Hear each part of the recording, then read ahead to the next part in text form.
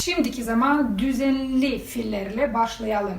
Birinci grubumuz at ve yat ile bitenleri. Читать, okumak. Gördüğünüz gibi at ile bitiyor.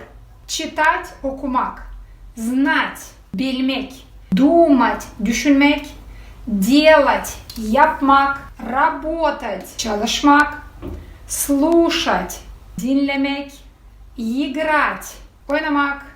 Понимать, anlamak. Yat ile bitiyor. Гулять, gezmek. Доверять, güvenmek. Спрашивать, soru sormak.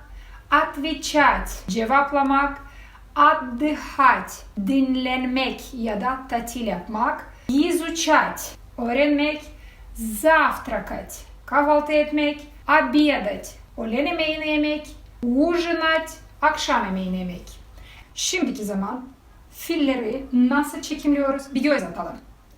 Gördüğünüz gibi at, читать, ti çıkartıyoruz. Onu görmeyin burada.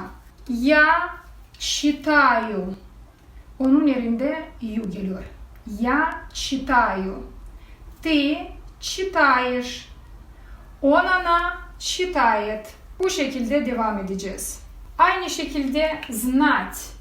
Onu da alacağız. Ti çıkartıyoruz ve başlıyoruz. Я знаю. Ты знаешь. Он, она знает. Мы знаем. Вы знаете. Они знают. Çıkartacağız. Kalan kökü alıyoruz.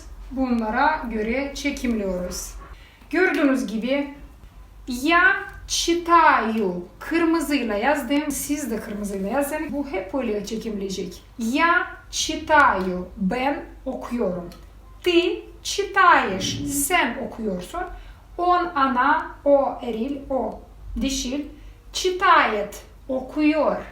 Мы читаем. Biz okuyoruz. Вы читаете. Siz okuyorsunuz. Они читают.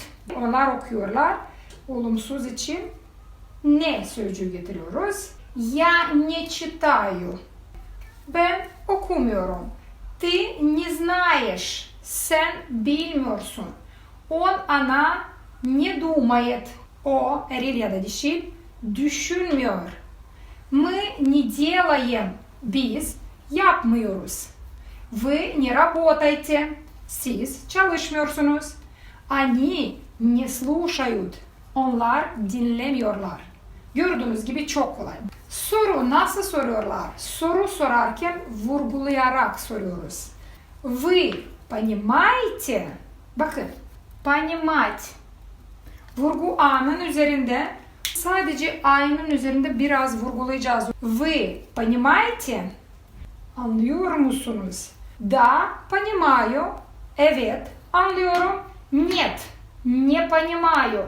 Hayır, anlamıyorum. Еще раз, bir daha söylüyorum. Вы понимаете? Да, понимаю. Нет, не понимаю.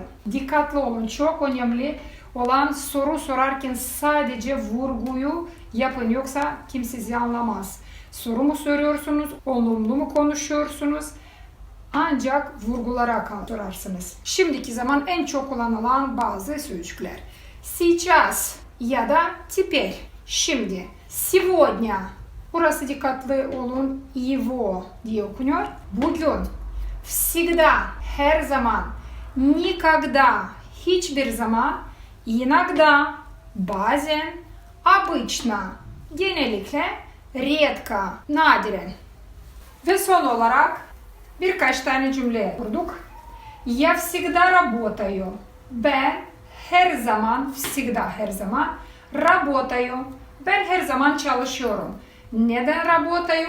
Работать. Bulduk. Ti çıkarttık. Yu getirdik. Работаю. Ты никогда не слушаешь. Никогда, hiçbir zaman. Не слушаешь. Olumsuz cümle yaptık. Слушать. Ti çıkarttık. Ты не слушаешь. Yeş geliyor. Ты никогда не слушаешь. Sen hiçbir zaman dinlemiyorsun. Мы всегда завтракаем. Завтракать. Ti çıkarttık. Мы yem geliyor.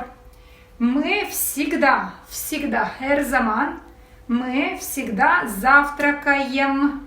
Biz her zaman kahvaltı ediyoruz. Bu şekilde screenshot yapabilirsiniz. Hepsini çekimleyebilirsiniz.